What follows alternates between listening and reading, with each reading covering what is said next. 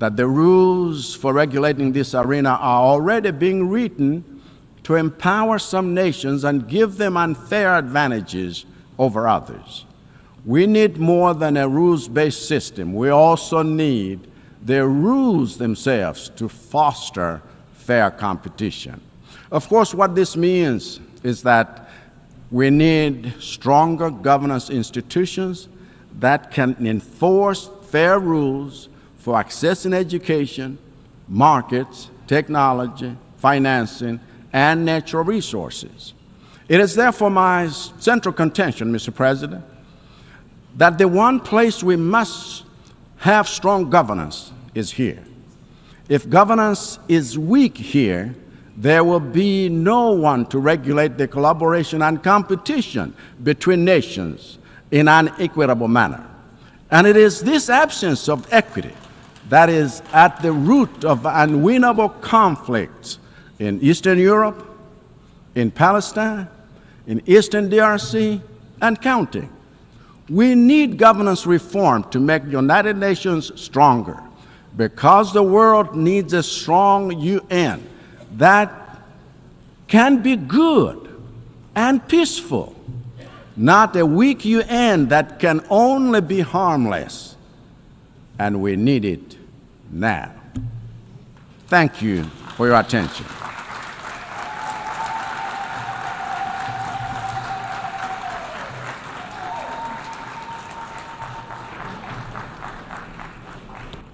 En nombre de la Asamblea, On behalf of the Assembly, I wish to thank the President of the Republic of Malawi and Commander-in-Chief of the Malawi Defense Force.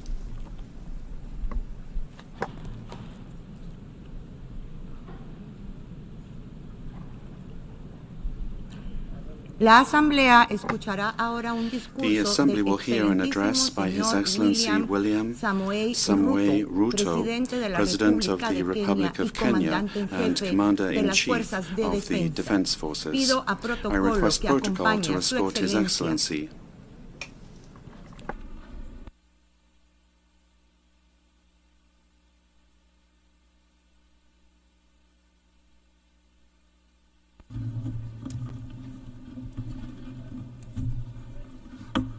Your Excellency, President of the 79th session of the United Nations General Assembly, Ambassador Philemon Yang, United Nations Secretary General Mr. Antonio Guterres, Excellencies, Heads of State and Government, distinguished delegates, ladies and gentlemen.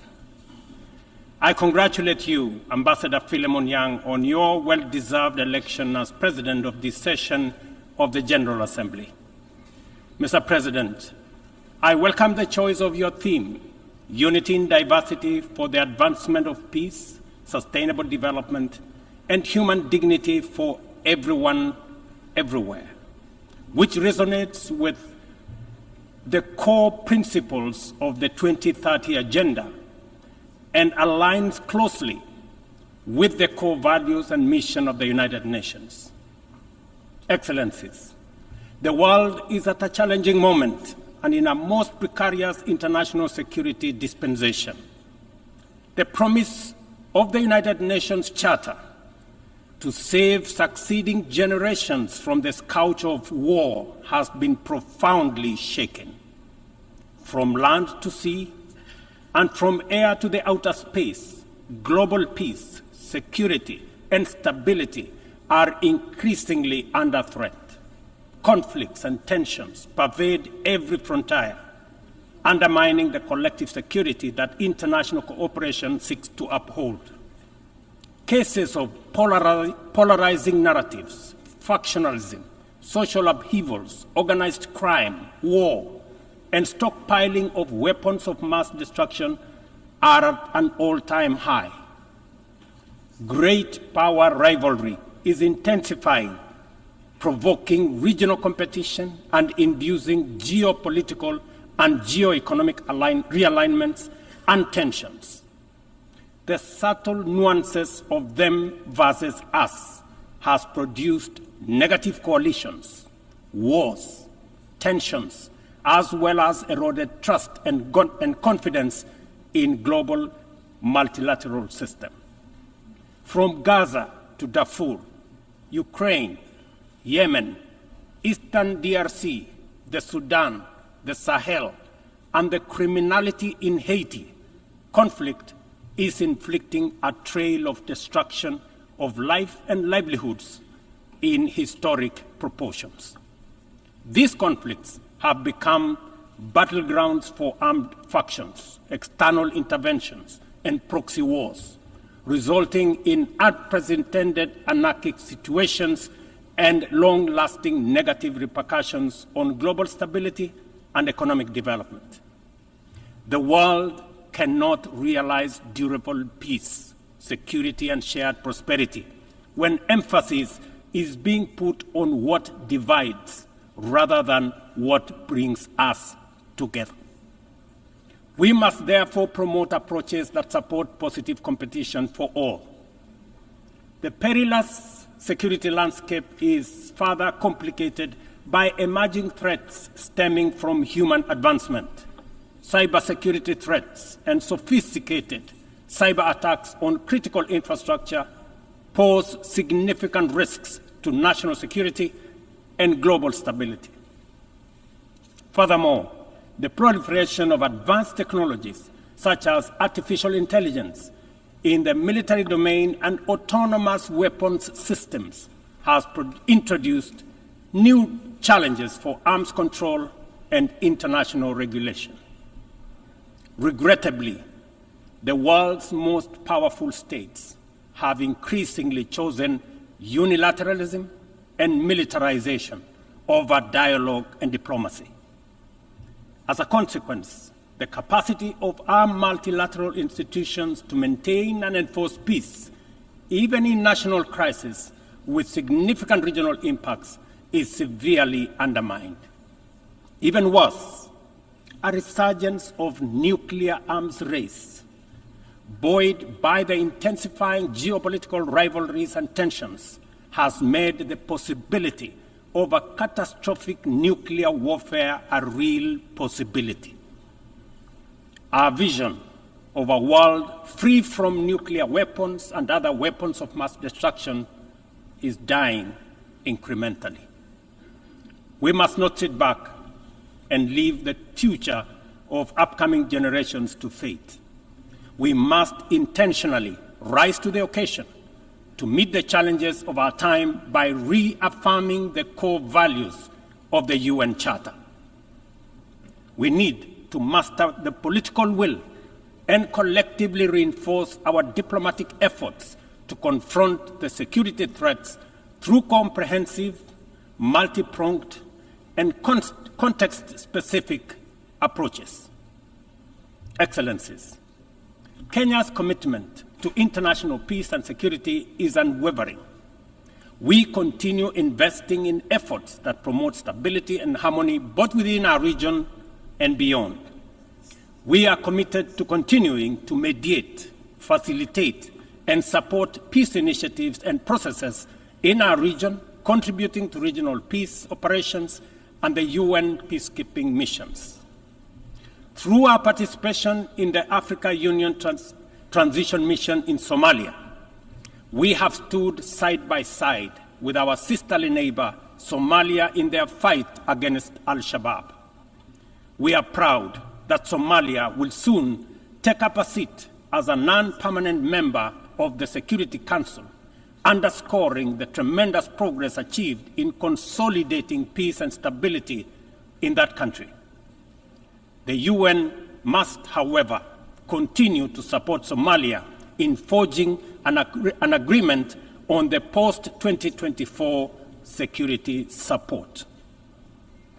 Kenya welcomes the adoption of the Security Council Resolution 2719, establishing a framework for financing Africa Union peace support operations through UN-assessed contributions, thereby enhancing our collective peacekeeping efforts. A well-funded AU peace operation are not only an African priority, but a global good, considering the complexity and interconnected nature of emerging threats to international peace and security. Earlier this year, and at the request of the leadership of South Sudan, I launched the all-inclusive Tumaini initiative, bringing together the warring parties and the political leadership of South Sudan to address the root causes of the protracted conflict in that country. I commend the leadership of South Sudan and all the participating parties for their commitment to the peace process. I also thank all regional and international partners for their unwavering support, both political and financial, to the South Sudan Tumaini initiative. Ladies and gentlemen, at the last General Assembly, I announced Kenya's readiness to lead a multinational security support mission to Haiti at the Haitian government's request. Following the Security Council's authorization under Resolution 2699, Kenya has deployed 382 specially trained police officers to Haiti. Just a few days ago, I had the opportunity to visit Haiti, witness the work of our officers in the field, and observe remarkable progress on the ground. Our support for the Haitian National Police has significantly advanced the pacification of cities and towns, protected critical infrastructure, and relieved many communities previously held captive by criminal gangs. I also commend Haiti's political leadership for forging an agreement and a promising roadmap towards free, fair, and democratic elections. We are deeply grateful for the financial and logistical support from the United States, Canada, and other member states that are shouldering this heavy burden. This has been critical to the MSS's deployment thus far. However, Kenya and other Caribbean and African countries are ready to deploy, but are hindered by insufficient equipment, logistics, and funding. I appeal to all member states to stand in solidarity with the people of Haiti by providing necessary support, either directly to MSS contributing countries or through the UN Trust Fund. I must emphasize, however, that Kenya will deploy the additional contingent towards attaining the target of all the 2,500 police officers by January next year. The progress so far in Haiti demonstrates that what was once deemed mission impossible is indeed a present and undeniable possibility. Mr. President, we must candidly acknowledge that international cooperation in its current form has clear limitations. It is constrained by entrenched systems and structures that prevent effective action and meaningful progress. Since the last General Assembly, the global situation has deteriorated across multiple fronts. Conflicts have deepened, economic disparities have widened, and the climate crisis has intensified. To address these challenges, we must rethink and reform global collaboration mechanisms, making them much more responsive, adaptable, and impactful. The existing international security architecture, represented by the UN Security Council, continues to hamper efforts to maintain international peace and security. The Council is, by all intents and purposes, dysfunctional, undemocratic, non-inclusive, unaccountable, autocratic, and at best, opaque. An institution that excludes 54 African countries with 1.4 billion people, while allowing one nation to veto decisions of the remaining 193 member states in the 21st century, is simply unacceptable. We must urgently seek to make the Security Council representative, inclusive, transparent, democratic, effective, and accountable. In Africa, we are not advocating for reform and collective action solely at the UN. In fact, we are also in the process of comprehensively reforming the Africa Union to become a fit-for-purpose institution that can effectively represent African nations globally and deliver prosperity. Excellencies, peace and development are inseparable pillars. One cannot flourish without the other. Yet, the 2024 Sustainable Development Goals report paints a bleak picture. Only 17% of targets are on track. Nearly half show minimal or moderate progress, and over 1/3 have stalled or regressed. The COVID-19 pandemic, escalating conflicts, geopolitical tensions, and climate change have severely impacted progress towards the SDGs and the Paris Agreement goals. Inadequate and unsustainable means of implementation, particularly in financing, technical support, and capacity building, continue to obstruct our efforts to realize the 2030 agenda. Biased methodologies employed by credit rating agencies further disadvantage African countries, making it more difficult to access affordable financing from international capital markets. Additionally, unilateral economic, financial, and trade measures not only impede the full achievement of economic and social development, but also undermine the principles of international cooperation, mutual respect, and sovereignty. Let us pause and reflect on the true significance of this predicament. Many countries in the global south are forced to choose between buying medicine and hospital equipment or paying their debt obligations, and between buying textbooks for school-going children or paying their debt obligations.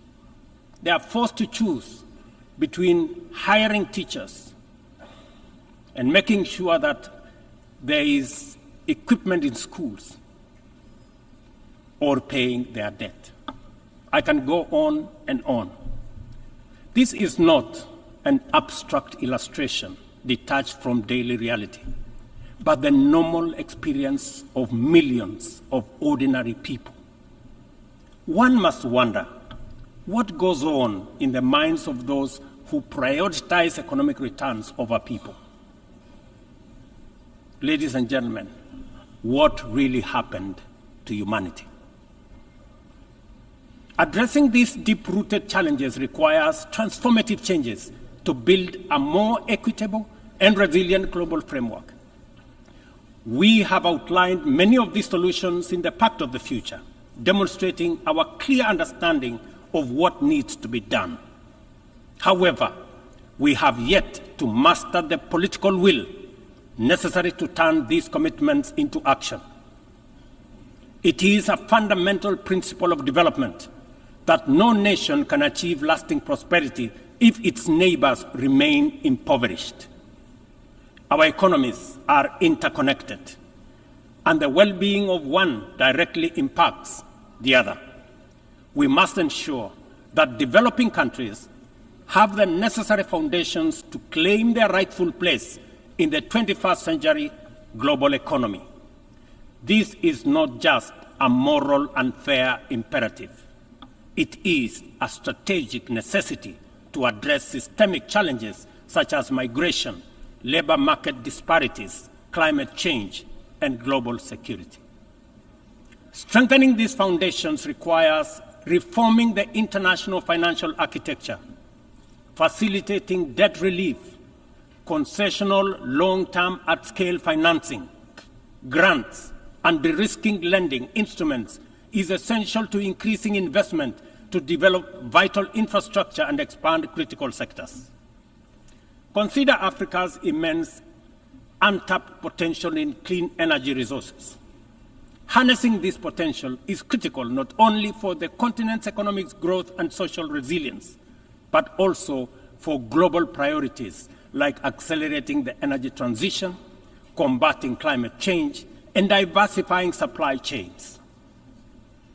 Energy-hungry industries such as data centers, mineral processing, and manufacturing are seeking clean and affordable sources which Africa can provide in abundance. Yet, out of the 500 gigawatts of renewable energy added to the global mix in 2023, Africa accounted for less than 3 gigawatts. How is this possible, given the continent's vast natural resources, skilled workforce, and massive energy needs? We cannot allow Africa to be left behind this time round. Affordable financing is essential, but so are transformative policies and inclusive fair trade practices, market access, inclusive international tax cooperation, technology transfer, and capacity building. This is why, at COP28, we launched the Africa Green Industrialization Initiative, aimed at unlocking investments for the continent's immense opportunities. This Pan-African initiative promotes large-scale, high-impact, and bankable green industrial and infrastructure projects. Next month, in Nairobi, we will host an investment forum for the Accelerated Partnership for Renewables in Energy to attract investments for the untapped potential in solar, wind, geothermal, and hydropower. Globally, we also need to improve the tools we already have. The SDG Stimulus Fund, initiated by the Secretary General in 2023, requires our joint support to succeed, including from multilateral development banks. Similarly, replenishing the International Development Association, IDA, is essential to provide concessional loans to the world's poorest nations. Earlier this year, I hosted the IDA 21 Replenishment Summit in Nairobi, where African leadership reaffirmed the critical importance of IDA for developing countries and called for an ambitious replenishment of US dollars 120 billion. Our collective efforts must include trust and accountability to ensure that we fulfill our promises and our commitments. Additionally, we launched the Africa Club, the Alliance of African Multilateral Financial Institutions, to strengthen and support Africa's position in the global financial architecture. This body will serve as a powerful negotiator on behalf of the continent, coordinate with global financial institutions, and leverage African countries' balance sheets to increase investment and create jobs in Africa. We believe that African institutions such as the Afri-Exim Bank, Trade and Development Bank, the Africa Finance Corporation, among others, understand the continent even better. As part of the reform of the international financial architecture, we must not only reform the multilateral institutions, but also support and stop bias against these African institutions. Excellencies, ladies and gentlemen, climate change remains one of the greatest challenges of our time. Biodiversity loss and pollution have created environmental crises that upend lives, reverse progress in poverty reduction, and strain ecosystems to their breaking point. Extreme weather conditions continue to hinder the development aspirations of many countries, especially in Africa, where severe climate-related hazards are becoming more frequent and more intense. In 2022, over 110 million people in Africa were directly affected by climate-related disasters, resulting in more than $8.5 billion in economic damages. According to the Emergency Event Database, there were approximately 5,000 fatalities, though the toll is likely to be higher due to underreporting. We are at a crossroads. and the path to correcting the climate course is clear. COP29, to be held this November in Baku, Azerbaijan, presents a critical milestone in ensuring that the solutions we implement are rooted in fairness and opportunity for everybody.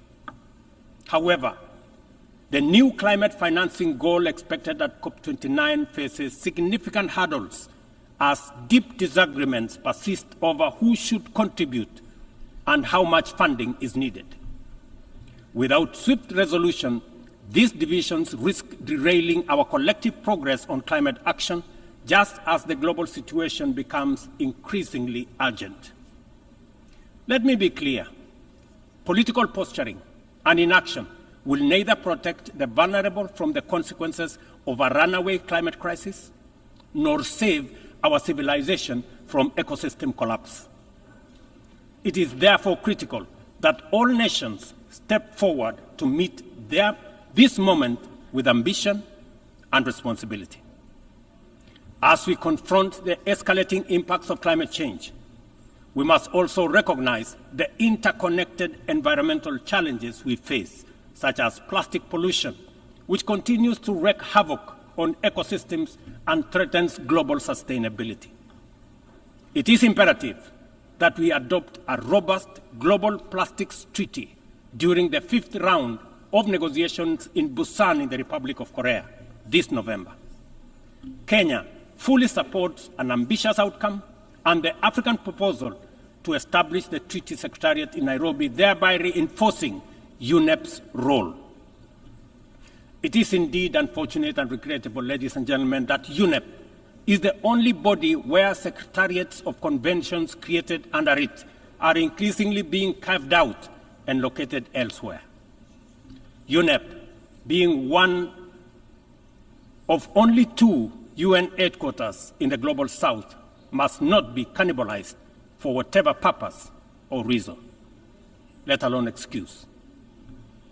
Mr. President, as the host country of UNEP and UN Habitat, I take this opportunity to thank the Assembly for approving the upgrade of the infrastructure at the United Nations office in Nairobi, the largest UN campus in the world. This project includes the construction of new office space and the design of ultra-modern conference facilities. These developments mark a significant milestone towards enhancing the quality and accessibility of Secretariat services to member states. Not only will they serve current needs, but they will also strengthen the future success of multilateralism. We look forward to the Assembly's continued support as construction begins in 2025. It will be critical to ensure that UNON receives sustainable and predictable resources to ensure the timely completion of this upgrade. Kenya will continue to play its part in ensuring that UNON fulfills its mandate. Accordingly, the government of Kenya has undertaken extensive improvements and expansion of physical infrastructure around the complex and will continue working towards making Nairobi a regional and humanitarian hub for the United Nations. Mr. President, Excellencies, ladies and gentlemen, as we reflect on the theme of this session, the call for unity in diversity in the pursuit of peace, development, and human dignity, it is evident that we must reimagine international cooperation to align with the complex realities of the 21st century. Our actions must reflect our ambition and commitment to a world where progress is measured not just by economic growth, but by the well-being, rights, and dignity of every person. The challenges we face, from climate crisis to economic inequality, demand a bold rethinking of how we work together, grounded in mutual respect and shared responsibility. The achievement of the Sustainable Development Goals cannot be reserved for the privileged few. It must be a shared success that uplifts all nations, transcending borders and disparities. Our collective efforts to combat climate change must be rooted in fairness and equity, ensuring that no nation or community bears a disproportionate burden. This is our shared journey. We must have a say in the choices we make. We must move beyond outdated paradigms of power and influence to create a system of international cooperation that reflects the aspirations and dignity of every human being. We must embrace a new vision of global solidarity, one that upholds the principles of equity and inclusivity. It is within our power to build a world that embodies the true spirit of the United Nations, a world where every voice is heard, every life is valued, and global progress is shared by all. This is the cooperation our people expect, our future demands, and it is the commitment we must deliver. I thank you.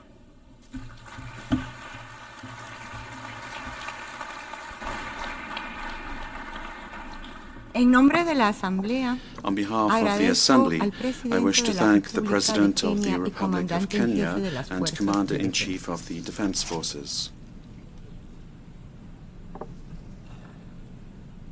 La Asamblea escuchará ahora The un Assembly discurso will del hear an address excelentísimo by His señor Excellency Rashad Mohammed Al-Alimi, presidente del Consejo President of the Presidencial del Presidential Liderazgo de la Leadership Council República of del the Yemen. Republic of Yemen. Pido a I protocolo que request acompañe protocol a to su escort His excelencia, Excellency a quien invito and invite him a to dirigirse a la address the Asamblea. Assembly.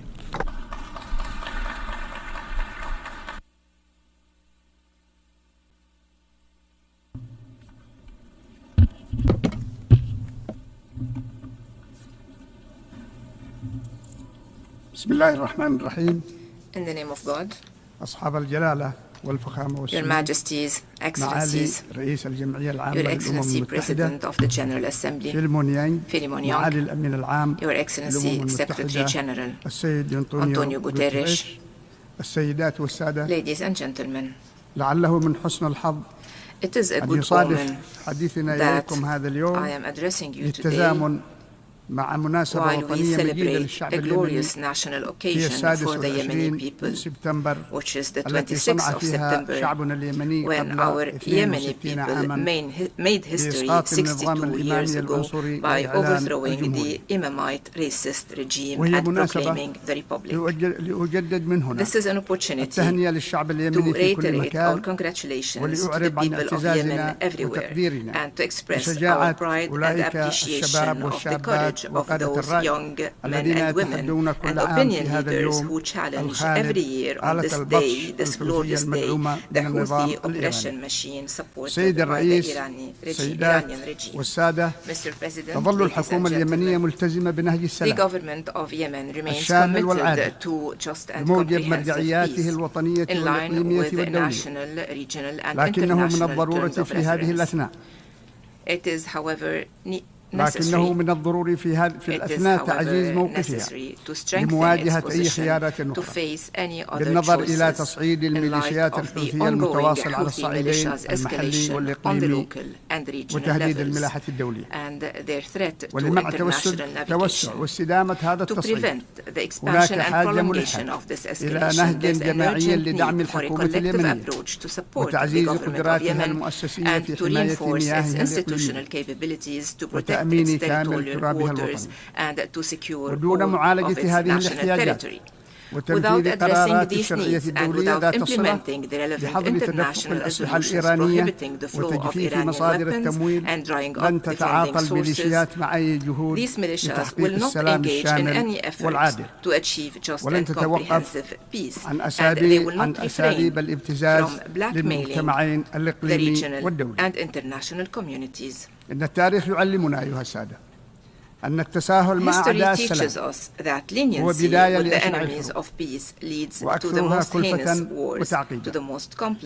وعلى الرغم من الهدنة التي وافقت عليها الحكومة اليمنية في أبريل 2022 استمرت الميليشيات في خروقاتها العسكرية وانتهاكاتها الجسيمة لحقوق الإنسان والقوانين الوطنية والدولية.